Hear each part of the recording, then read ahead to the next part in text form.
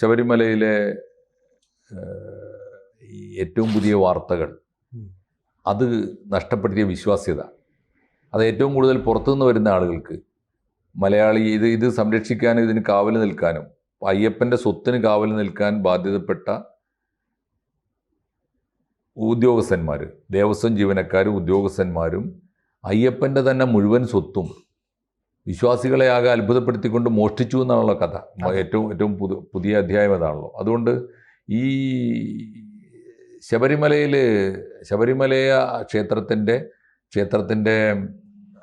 ഭക്തന്മാരുടെ സ്വത്ത് സംരക്ഷിക്കാൻ, ഭക്തന്മാരുടെ അയ്യപ്പൻ്റെ സ്വത്ത് സംരക്ഷിക്കാൻ ബാധ്യതയുള്ളവർ പൂർണ്ണമായും വിശ്വാസത്തെ നഷ്ടപ്പെടുത്തിയപ്പോൾ 2-3 കാര്യങ്ങൾ. ഒന്ന്, ഇതൊക്കെയാണ് ഈ ക്ഷേത്രത്തിനകത്ത് നടക്കുന്നതെങ്കിൽ ആളുകൾ ക്രമമായി, ഇതൊരു ആവേശത്തിൻ്റെ പുറത്താണല്ലോ, ഒരു വൈകാരികമായൊരു ആവേശമാണല്ലോ ഭക്തി എന്ന് പറയുന്നത്. അപ്പോൾ ക്രമേണ അതിൻ്റെ ഒരു വിശുദ്ധിയെക്കുറിച്ചുള്ള സന്ദേഹങ്ങൾ വരും മനസ്സിൽ. അപ്പോൾ അത് വന്നു തുടങ്ങിയിട്ടുണ്ട്, പല ഭാഗത്തു നിന്നും അത്തരം വാർത്തകൾ വരുന്നുണ്ട്.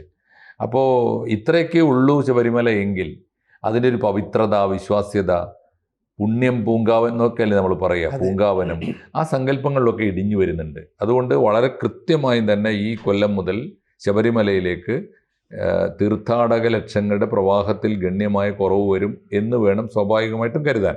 കൂടുതൽ വാർത്തകളും വിശേഷങ്ങളും നിങ്ങളിലേക്ക് എത്താൻ ABC മലയാളം സബ്സ്ക്രൈബ് ചെയ്യുക, ബെൽ ബട്ടണും അമർത്തുക.